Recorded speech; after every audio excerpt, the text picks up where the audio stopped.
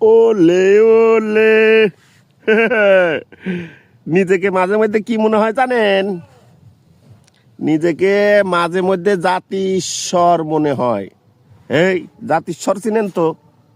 জাতিস্বর বলতে কি বোঝায় বোঝেন তো? জাতিস্বর কোন জিনিস, কিভাবে জাতিস্বর হয় এটা জানেন?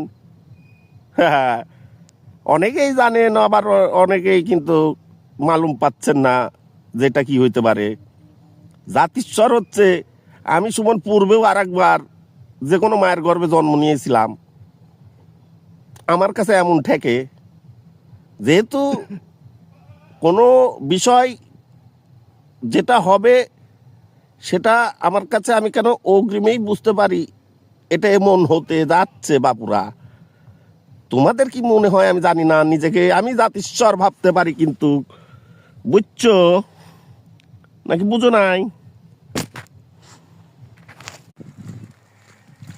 জগৎ বড় নিষ্ঠুর, বড় নির্দয়, বড় করুণাময়, বরং স্বার্থপর। মায়ের বোন খালা বাসে অনেক ভালা, বাপের ভাই চাচা আবুল হামজা থেকে হয়ে যায় আবু জাহেলের শালা। হায় রে জগৎ!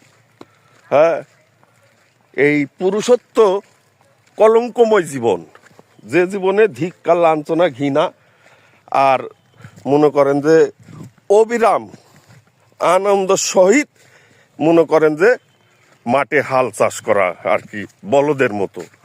কেন বলতেছি? সৃষ্টিকর্তায় এই পুরুষকে মানে ব্যতিক্রমী ভিন্ন সাধ্যা বানাইছে। যেরকম নারী মায়ের জাত, তাদের শুধুমাত্র গর্ভে সন্তান ধারণ করার জন্যে আল্লাহ তাদের নাম 3 বার প্রকাশ করে। বাপের নাম যদি আসে 3 বার, মায়ের নাম যদি আসে 3 বার, বাপ হয় শালা 1 বার। আল্লাহ পৃথিবীতে নারী করে পাঠালেই অনেক ভালো হইতো, অনেক অনেক। আগের মতো শান্তি তো আর এখন পাওয়া যায় না, মানুষ সব পাল্টে গেছে, পাল্টে নিত জামানা। হই হই, আগের মতো শান্তি তো আর এখন পাওয়া যায় না, মানুষ সব পাল্টে গেছে, পাল্টায়নি তোর জামানা। মানুষ সব ঠিকই আছে, জামানা পাল্টে গেছে, জামানা পাল্টে গেছে, মানুষগুলো ঠিকই আছে।